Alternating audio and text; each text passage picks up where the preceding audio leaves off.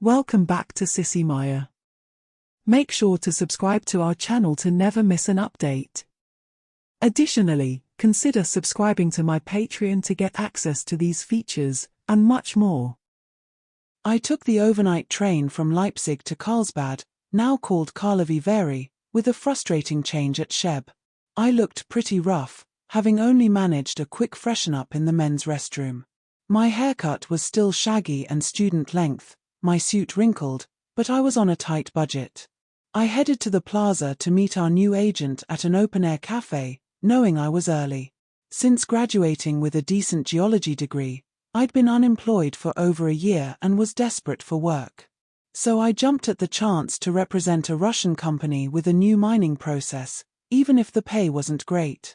Growing up, my Russian grandmother raised me and my sisters while our single mom worked, so I was bilingual, probably why I got the job. The cafe was busy, and I only found a table by the roadside, which let me watch for my contact. I ordered a coffee and a tasty waffle while waiting. Suddenly, traffic stopped and police motorcyclists rode by slowly, radios buzzing. Curious, I watched as the crowd thinned. Minutes before the cafe had been nearly full, now almost empty. Then, 3 police motorcycles roared past, followed by a large black car. Suddenly, 3 men stood and fired at the car. Bullets bounced off, but one gun made a line of holes along the car's side. The passenger's startled face faded as the car sped off. I was shocked, and as I stood to run, the man with the heavy gun spotted me. Another man fired at me as he chased, but missed. I ran harder than ever. Hearing a clatter and grunt behind me, I guessed one attacker had tripped and dropped his weapon. Ahead was a row of arches. I dove inside, still running flat out. Passing shops, a door opened and a woman grabbed my arm, pulling me in. She pushed me into a chair, wrapped a cape around me, and forced my head into a basin, running water over my hair. Over the noise, I heard hurried footsteps stop at the door and a breathless, rough voice issuing commands. The woman's hands trembled as she lathered my hair, but she answered the man firmly enough. I heard metallic clicks, her hands shook violently, then steadied. The man's heavy breathing eased, and mine did too, though my heart pounded. I guessed he stood just inside the door with a gun. Outside, shouting and vehicle noises continued.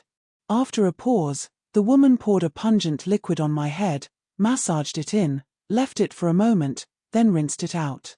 Moving so the man couldn't see me, she tilted my head back and applied something sweet-smelling to my lips. I realized it was lipstick, probably to disguise me since he hadn't had time to clearly see my face. She kept talking quietly to me, though I couldn't respond. I saw the man crouched near the shop window, gun ready, not looking my way. The woman twisted my hair into bunches, then pushed a metal dome over my head. She seemed calm now, almost routine.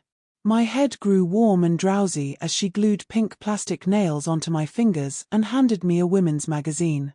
Flipping through it, I was fascinated by the strange letters and pictures of models.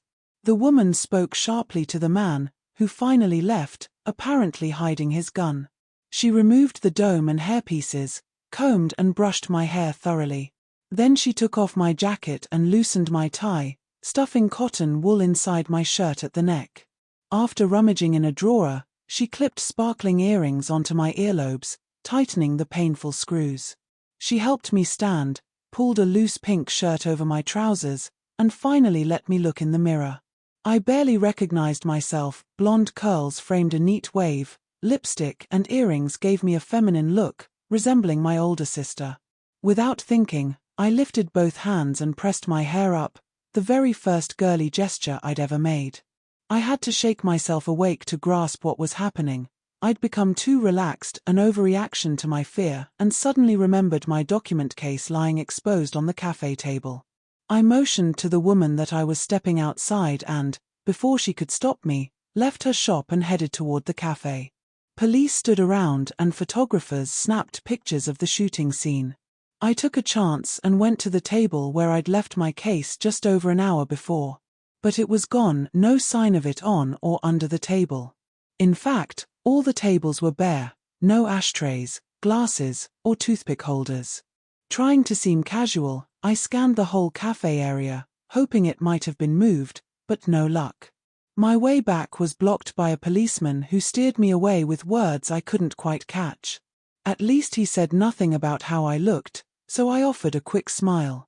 Dodging two others busy on their radios, I slipped back into the colonnade and made my way to the hairdresser's. Probably because of the police, no one had come for appointments.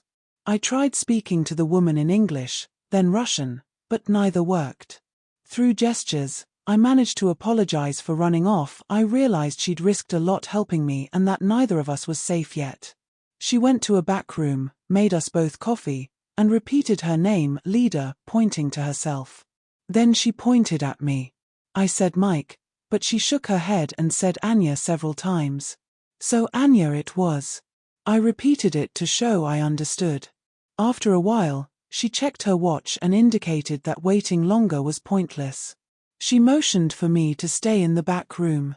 Mentally drained, I made a bed from towels and lay down to rest after the eventful day. Still, sleep eluded me. My thoughts swirled. Besides the obvious change in my appearance, what did my future hold?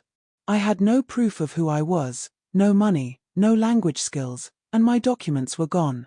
Contacting my new firm was impossible without details. Picking up from here felt hopeless. Eventually, I must have dozed, because Leader woke me, shaking me gently and pushing a newspaper under my nose. I didn't need to read, it was clear enough. The front page showed a photo of their injured president in hospital, looking grim. Below were 4 pictures of men. The last was me, from my passport, with the name Michael Hughes. The others had to be the gunmen. I was already branded part of the gang. That crushed me.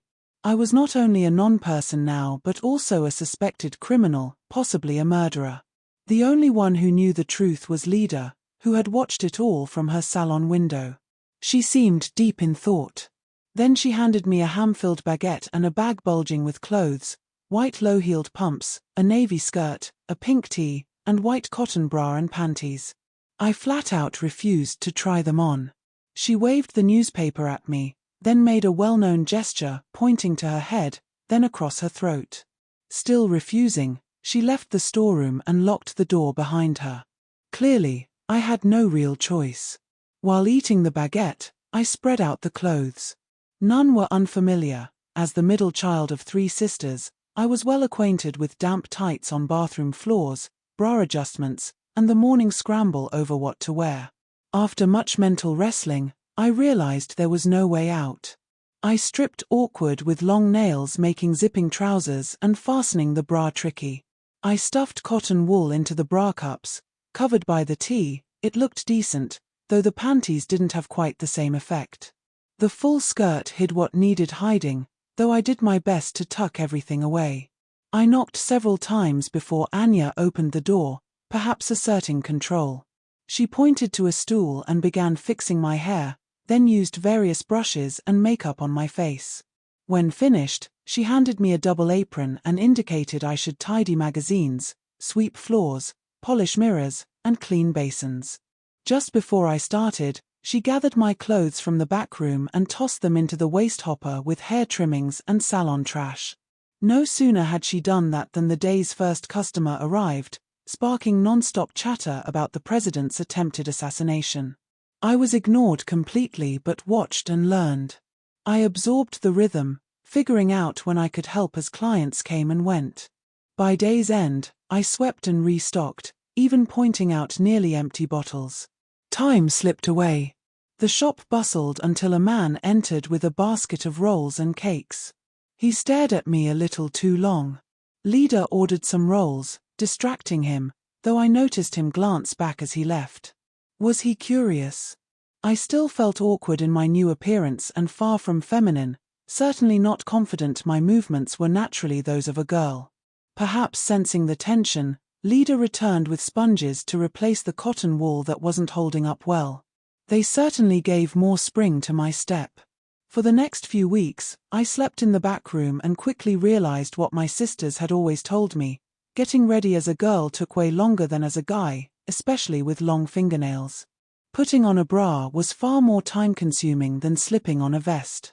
The routines of makeup, hairstyling, and drawing up stockings stretched out the mornings, so I had to wake earlier to fit it all in.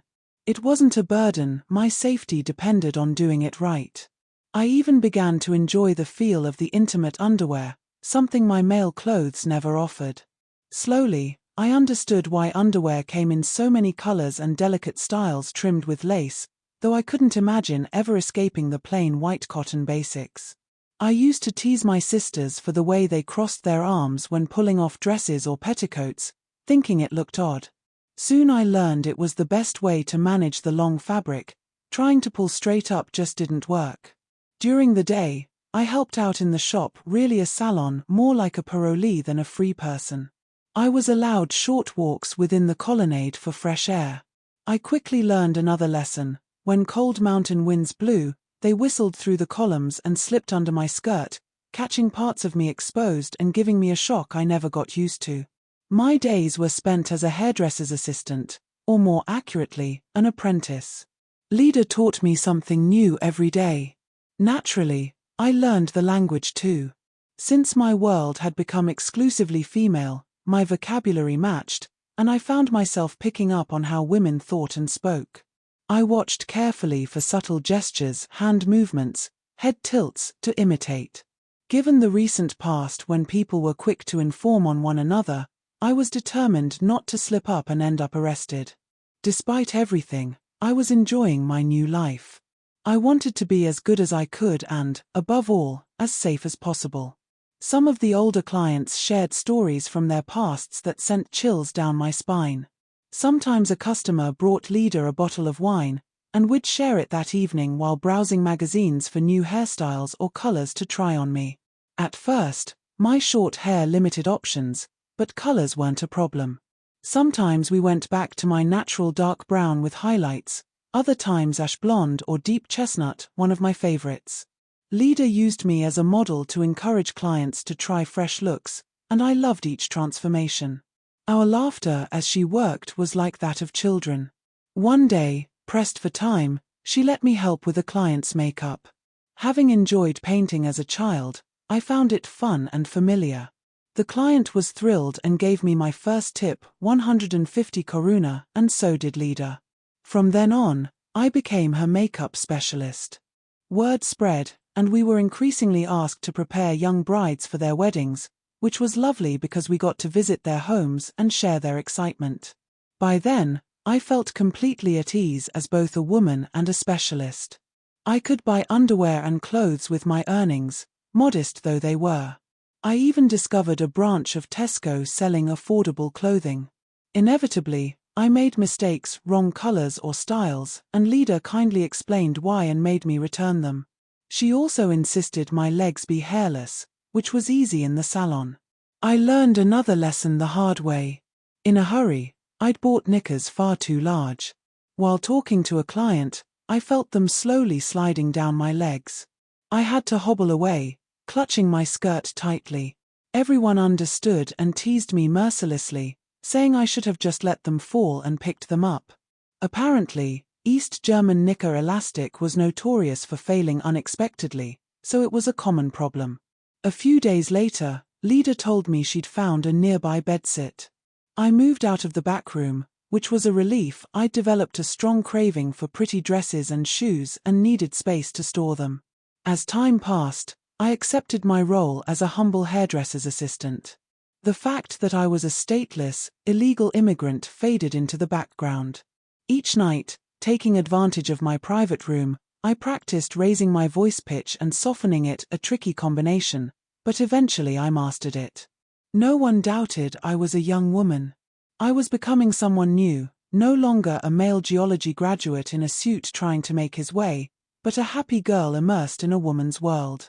Though I sometimes noticed certain looks from young men while shopping, I knew any reaction could cause trouble. It wasn't worth the risk. Prison lurked always in the back of my mind, no matter how much I enjoyed my new life. Everything changed abruptly one Friday morning.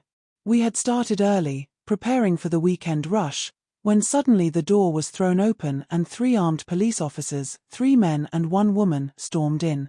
Before anyone could react, I was grabbed, my arms locked behind my back in handcuffs, and forced to stumble out to a black truck parked nearby.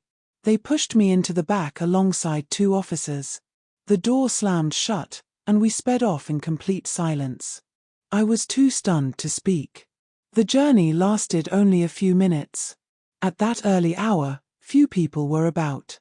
The sound of cobblestones beneath the vehicle told me we were entering a massive stone building's yard. I barely had time to absorb anything before being rushed through double doors into a bare room, left standing in front of a long, high counter.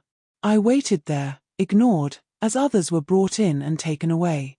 Eventually, the handcuffs were removed so my fingerprints and photograph could be taken. When asked, I gave my name as Anya Petrova. My bracelets, earrings, and necklace were removed, labeled, and bagged behind the counter. The whole process was cold and degrading. My fears from a year ago surged back had someone, maybe a client, reported me. Why? What could they gain? I was marched down a corridor lined with steel doors. A sour-faced warder unlocked one and shoved me inside.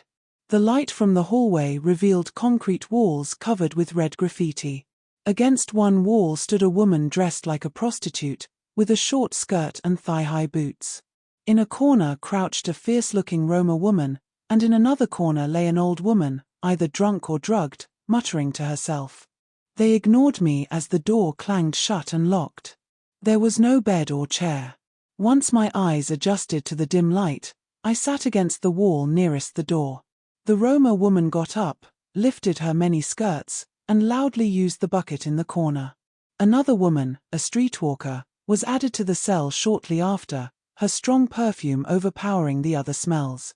The cell was now crowded, and we all struggled to find a comfortable spot on the cold, hard, damp floor.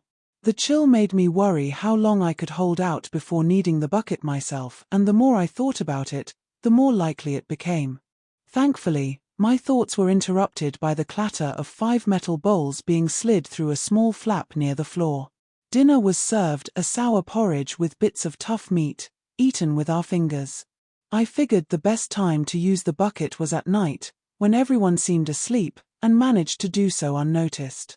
No more women joined us after that, and we settled into our grim routine. After 3 days, the 2 streetwalkers were taken out, leaving just the 3 of us, with a bit more space. That relief was short-lived. In the middle of the night, the cell door opened again, and a smartly dressed middle-aged woman was pushed in, taking my place as I was grabbed and pulled outside. The half-run resumed as we passed rows of cells and climbed narrow, twisting stairs before stopping at a solid door. One warder knocked smartly, and we entered a sparsely furnished office with a large desk. Behind it sat a senior officer, identifiable by his ribbons and medals. Behind him hung a large photograph of the president. The officer was fit, with close-cropped grey hair, piercing blue eyes, and thin lips partially hidden by a mustache. Left alone to stand before him, I watched as he pulled out a thick file. On top lay a passport, my lost documents from a year ago. Speaking in Czech, he asked sarcastically about my hospitality, the food, and my room, built by the Gestapo and improved by the Russian NKVD for their STB. I shuddered at the memory of the awful cell. Before I could answer, he spread photos across the desk. The first were grainy CCTV images, me in a business suit waiting for my contact, running into the colonnade, the gunman falling and following me. Others were clearer color shots, me shopping in a flowery summer dress, carrying food home in a tee and slacks, taking out rubbish in a pink housecoat. In case you didn't realize, we know exactly who you are, he said in accented English. We've brought you in because you're a criminal and illegal immigrant, working without paying taxes and avoiding arrest for months. We have all the evidence needed for conviction. Any last words before I send you back to your friends in their cozy cell? I'd been out of practice speaking English and replied in Czech, "May I contact the British Embassy?" "No. Don't waste my time. Here in the station records, you're Anya Petrova, someone they won't have on file." He pressed a button, and a female warder appeared. With a wave dismissing me, He ordered her to handcuff me again before opening the door. Just as we were leaving, he casually added, "Instead of spending many years in prison, I can offer you an alternative. Are you interested?" Whatever it was, it couldn't be worse than a life sentence in such a place. After all, my real offense was simply not paying taxes on my income. I nodded, and the warder escorted me back to his desk before leaving me alone again. Recently, a rich, easy-to-mine uranium deposit was found in the Ore Mountains nearby, he explained. Both the Russians and Americans are trying to strike a deal behind the government's back. My job is to find out their plans, and that's where you come in. You speak fluent English and Russian, plus passable Czech. If you're in the right place at the right time, you could uncover their intentions. We'll register you as social secretary to the foreign minister, with full pay, a dress allowance, and a suitable apartment near the ministry. Your task: get involved with some Russian and American contacts, use your charms, but never reveal that you understand their languages. What if I get caught? I asked. That's up to you, young Anya. At worst, it's just a diplomatic embarrassment. The alternative is the prison I've described, something you've already experienced. So, what do you think? A year earlier, I'd agonized over wearing girls' clothes and survived. This time, I gave in immediately. It was only embarrassment, after all. Okay, I'll try. But what happens after I gather the information? We could provide you a passport under your new name, but no government support. You'd have to make your own way, maybe go back to working as a wedding planner with your friend leader. And my criminal record? That stays on file. Just so we both know who's in charge. It sounded like a better deal, so I accepted. But then, to my horror, he signaled the warder, and I was taken back down to the cells. Was he playing me? I wondered as I was locked in a new, empty cell. That bastard, he must have enjoyed the trick. The usual routine of metal bowl and bucket resumed. I felt utterly dejected and cheated. Was this really happening? I'd read that prisoners sometimes waited years for their cases to be heard. I counted the days by meals. The single bare bulb was never switched off, denying any privacy. The metal bucket sat in full view near the warder's window. I was allowed out once a day to wash alone, but at least I could rinse my underclothes and wear them damp. After what felt like 10 meals, just as the next was due, the cell door opened. I was beckoned outside and led deeper into the building, finally reaching a small door that opened onto a tiny yard. A large black car waited. The driver opened the door for me. No one spoke as we drove through grim back streets. The car stopped outside an elegant building. The driver handed me a numbered key, nodded goodbye, and left me standing on the pavement in my crumpled, dirty clothes. Passers-by gave sympathetic looks, probably remembering the dark days of the secret police. The building was a maze of corridors and rooms, but at least the doors were numbered and the creaky elevator worked. I eventually found my apartment, number 34. The key fit smoothly. Inside, a surprisingly large reception room with deep carpets and delicate antique furniture welcomed me. A lovely city view spilled through the windows. Further in, an opulently decorated bedroom in pink and ivory held a double bed dressed similarly. The setup was far beyond what a mere social secretary should expect. The bed suggested that more was expected of me than just eavesdropping on conversations, not that I had much choice. By the bed lay an envelope containing the equivalent of $700 and instructions to report to the foreign ministry the next morning, where I'd be officially employed. Should I go out immediately to buy new clothes or try to clean what I was wearing? I decided money talked and went straight to a podium shop on a spending spree, no matter how disheveled or smelly I looked. I bought 6 pairs of tights, 3 skirts, 5 blouses, 3 dresses, 2 handbags, 4 pairs of shoes, and 3 sets of matching underwear. After all, what's the point of being a girl without lovely lingerie? I'd endured plain white cotton long enough. I chose a pale pink set with high-leg panties and an underwired bra embroidered with roses, a boy brief in aqua silk edged with deep blue and a matching bra, and a black bikini brief with a balconette bra made of the softest lace. I don't know what possessed me, but in the lingerie department, I spotted a long black nylon nightie trimmed with lace and spent the last of my money on it. I deserved it. Returning home nearly buried in shopping bags, I was grateful for the creaky elevator. While undressing, I ran a bath, a magnificent marble tub with huge taps, and soaked until the water cooled. Then I slipped onto that wonderful bed, not unclothed but wrapped in the beautiful black nightie. Heaven after all the cold concrete floors of the cell. Feeling thoroughly relaxed and sensuous, I spread everything across the bed before deciding which bra to wear. I picked the pink embroidered one, the panties followed. I tucked everything neatly away and pulled on a pair of light tan tights over my freshly shaved legs. I probably shouldn't have put the tights on before deciding between skirt and dress, but after a week or more in soggy cotton, the silky smooth embrace was irresistible. It felt incredible. I balled up my old clothes and tossed them in the bin. It was as if the sun had finally come out in my life. Then, with a sudden shock, I realized I hadn't thought once about poor Lida. I decided I had to visit Lida and chose a flowing silk dress covered in multicolored flowers, perfect for sharing my excitement. Tucking the key into my purse, I left the building and walked until I reached the colonnades. The sensation of being free, clean, and beautifully dressed lifted my spirits, but when I stepped into Lida's salon, I broke down in tears as we embraced. She immediately closed the salon and took me to her flat, a place I'd never seen, so we could talk privately. Naturally, we spent hours chatting while she cooked supper.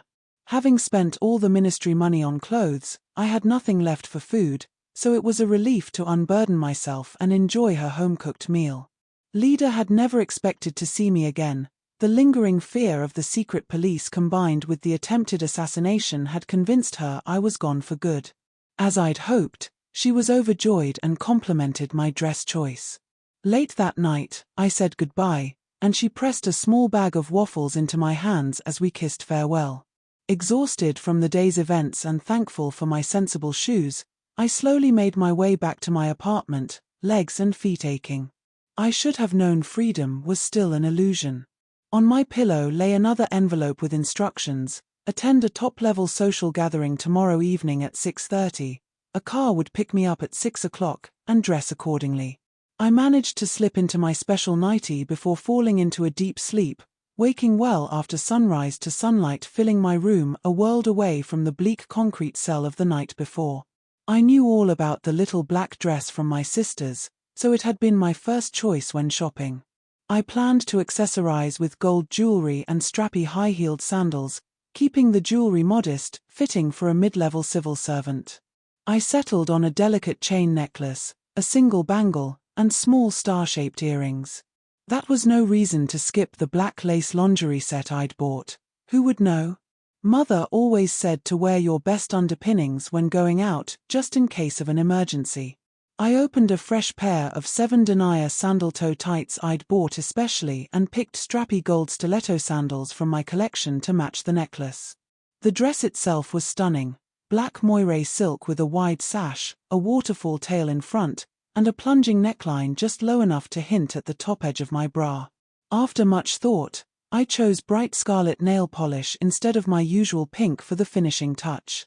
After nearly a year, my hair, still blonde thanks to Lida, had grown long enough for a French chignon. It was the perfect elegant yet smart style for the event, popular with our young brides, and I could do it blindfolded. My makeup was delicate and demure, just a touch of eyeshadow, pale lipstick, and a light dusting of blush appropriate for my role. Right on time, a car arrived to pick me up. The driver, a plain young man in a dark suit, introduced himself as the minister's personal interpreter. My job was to stay close to them both and assist as needed. We drove through the archway of a massive building that I later learned was once a palace. The car parked, and the interpreter led me through what seemed like the original servants' entrance to a magnificent reception hall lined with statues, mirrors, and illuminated by a grand chandelier. He introduced me to an aristocratic-looking man, an ex-count who had survived the communist purges and was now the foreign minister. The three of us stood beneath the chandelier while waiters passed by with trays of drinks and canapés. It reminded me slightly of special dinners back at university. Soon, the room filled with guests, mostly middle-aged businessmen, with a few women and younger men sprinkled in. I stayed close to the minister and interpreter, kept busy with requests and note-taking, leaving no time to socialize. Wearing high heels for the first time, I quickly found standing around utterly exhausting. My toes throbbed and my calves ached, making me long to kick them off. Finally, as the reception wound down and guests began to leave, a waiter handed me a note written in Russian. Although fluent in speaking, I had never learned to read Cyrillic, so the message was meaningless to me, saving me from exposing myself too soon. I showed it to the interpreter, who grinned broadly and told me it was an invitation to join the writer for dinner once the reception ended. Scanning the remaining guests, I noticed two young men watching me. Torn between seizing the opportunity to gather information or avoiding trouble, I chickened out, waving and shaking my head at them. One nudged the other playfully, and they left with the last of the guests, while the minister thanked us and reminded us to report early the next day. The interpreter kindly offered to drive me home. As we arrived, a large car pulled up behind ours, and one of the young men stepped out. Tall with a mischievous twinkle in his eyes, he approached my window and spoke in a strong American accent. Thankfully, my friend translated before I could slip up. He was inviting me to dinner. I asked if he spoke Czech. He replied, only a little, maybe enough to get by. Having only nibbled on a few canapés and skipped lunch, I was hungry and accepted the invitation, letting him open the car door and help me out. I thanked the interpreter and said, "See you bright and early at the ministry." The American, Ed, offered me the passenger seat, and I slid in as gracefully as I could, having not been a car passenger since childhood. Exiting at the restaurant was a challenge too. I concentrated on keeping my legs together and stepping carefully on heels. Luckily, Alexei, the other young man from the reception, offered his hand and greeted me with a polite "Doby večer." I smiled in return, avoiding a reply. Curious, I asked, "Can you speak Czech?" Ed laughed. "No, he's worse than me. Watch him though, he fancies himself a stud." "I'm Ed, he's Alexei." I told them my name, and they both linked arms with me as we entered an astonishing room straight out of a Tolstoy novel, high ceilings adorned with paintings, tables sparkling with local crystal, glass candlesticks, ivory-handled cutlery, all reflected by walls of mirrors. An impeccably dressed waiter led us to a secluded alcove. I took my seat as he poured what tasted like champagne, its label hidden beneath a folded napkin. Ed explained they'd bet on whose invitation I'd accept, the loser paying for dinner. Alexei had gone first and failed. A delicious array of dishes arrived, and I allowed the waiter to serve me more than a young girl might be expected to eat. They seemed pleased, I was famished. We chatted about the city and food, Ed translating for Alexei occasionally, sparing me from revealing too much. It was hard to pretend deafness and not slip up, but I managed. At the meal's end, Alexei asked Ed in English if I seemed all right. Ed nodded and suggested coffee.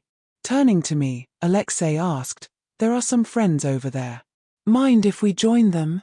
Relaxed, well-fed, and enjoying their attention, I agreed. We approached another alcove where 4 middle-aged businessmen were finishing their meal. One rose to greet me in almost flawless Czech. His Slavic features were unmistakable, though his manners carried an Italian flair. I sat as he introduced me to the others while a waiter placed a large glass filled with a dark liquid, not coffee, in front of me. None of the others spoke Czech, so the conversation layered, the Slav speaking Russian to one man, Ed chatting in English with the other two. Determined not to slip, I focused on one language in my mind, aware these were the very people I was meant to spy on. The discussion revealed they'd acquired a Czech company to apply for mining rights in the mountains, but faced strong local opposition and a hesitant government. They debated whether I, with my foreign ministry role, could help. 2 dismissed me as just a pretty face, but the Slav and an American believed it was worth a try. One suggested offering me $5,000, though no decision was made. They wanted to see how I'd respond. Alexei was to pursue a relationship with me for assessment. Then Alexei pulled out his cell phone for a group photo, saving me from another slip-up. We all smiled together. By evening's end, I was brimming with secret information. Ed drove me home. Having already decided against anything intimate, I offered my hand to be kissed, a suitably feminine and safe Middle European gesture. He accepted smoothly and asked when we'd meet again. I smiled and replied, "Well, that rather depends, doesn't it?" Then I turned and left him. The next morning, bright and early, I reported back to my friend, the translator at the ministry. To project efficiency on my very first day, I wore a simple, austerely cut mid-grey shift dress, paired with grey tights, black flats, my hair tied back in a ponytail, and small pearl earrings. Within the hour, a car arrived not to the foreign ministry but back to police headquarters, where I was taken to the chief of police. Excited to share what I'd learned, I was surprised when before I could say a word, he asked, "Well, Anya, how much did they offer you?" I guessed the restaurant had been bugged or a waiter was involved, so I asked which it was. "Neither," he said. "It was just a guess they'd try to bribe you." The cunning bastard. "Do you want to know what happened or not?" He nodded curtly, so I gave a full account of their scheme. I was annoyed when he said, "Thank you, Anya, but you've only confirmed what we already knew. It doesn't look like you'll be any further use to us. You're free to go." "What about my apartment and my job with the ministry?" "Oh, we'll cancel those." His cold abruptness shattered me. "You can't just do that with a snap of your fingers. I think you'll find we already have." Fear gripped me. Was I just being discarded? "What about our deal? When will I get my Czech passport?" He stared bleakly.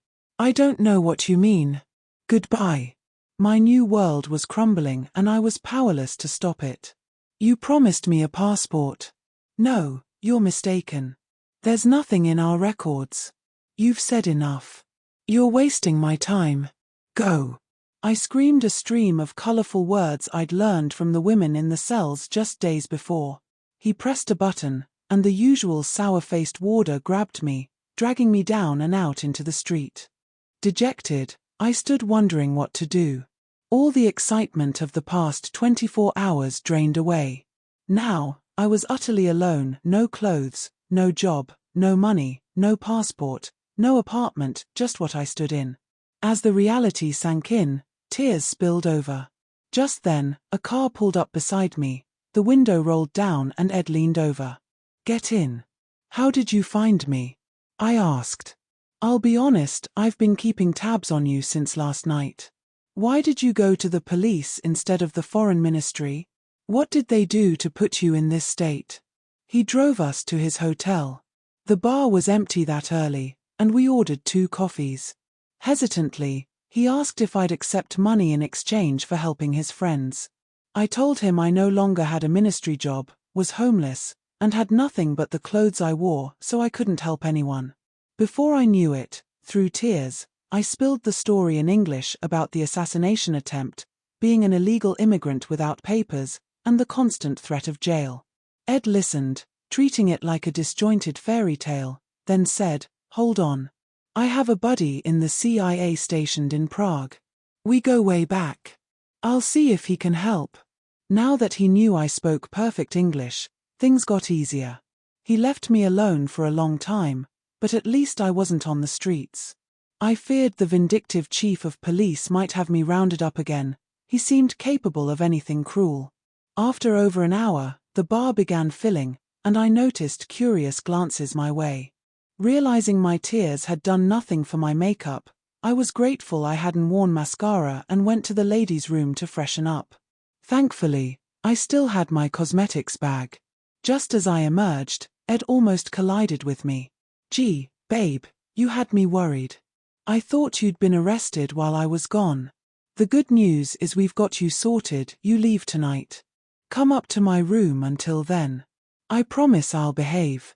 But maybe don't use the elevator, it has CCTV. After recent run-ins with police, I knew what that meant. He strode up the stairs, me trailing behind, my grey shift dress hem tight around my knees. In his comfortable room, I collapsed onto the bed and immediately fell into a deep, troubled sleep. Whether Ed's intentions were honorable or not, I didn't care as long as he got me free. I woke suddenly, tangled in the bedcovers, my dress riding well above my knees. Ed gently shook me. "It's time to go. You might want to freshen up before we leave." He handed me a well-worn American passport. Opening it, I found my photo, clearly from Alexei's phone, and the name Anya Petrova. The other details seemed plausible, with visa stamps showing wide travel. After fixing my face as best I could, I joined Ed. We left by the fire escape, thankfully. I wasn't in heels. Outside, in a small yard, a vintage sports car waited. Alexei stepped out, smiling. Ed eyed me curiously, then said, "He won the bet, so he's driving you all the way. He's proud of that car, consider yourself honored. Good luck. See you in the States." He gave me a hesitant kiss on the cheek, paused with an odd look, then left to climb the stairs. We sped off in a cloud of blue smoke. Alexei grinned, gave me a thumbs up, and we roared into the night. The speed made talking impossible inside the canvas and plexiglass cover, but at least the ride was fast, except at tolls. I should have known it wasn't all for love. Suddenly, Alexei pulled over, leaned over, and kissed me. Surprised, I responded briefly until I shouted in Russian, "No, get me to the airport now." He grunted an apology and drove on. We arrived just in time for my flight to New York. At departures, he helped me out and accompanied me to the check-in desk. Afterward, I should have expected what came next. He grabbed me tightly, gave me a long, public kiss, smacked my bottom, and waved goodbye. I guessed he knew I wouldn't make a scene. Had he been less clumsy, he might have noticed where his knee landed. I certainly did. And he mussed my hair, leaving me breathless and unable to protest. It upset me deeply. Underneath it all, I was still a man. It took me a moment to think clearly. I had no luggage, but he'd already given me a Delta Airlines ticket. I ran across the concourse, passing straight from check-in to security. I didn't relax until I cleared immigration, relieved there was no body scanner and no policeman's hand on my shoulder. I really didn't need Alexei's antics. I hadn't realized how pent up I was. I urgently needed the ladies' room. As I lifted my dress to reach my panties, a small square of paper fell out. I picked it up, unwrapped it, and found a $50 bill. Written across it were the words, "Good luck, buddy boy." I haven't told Alexei. Don't forget to join me on Patreon for exclusive content.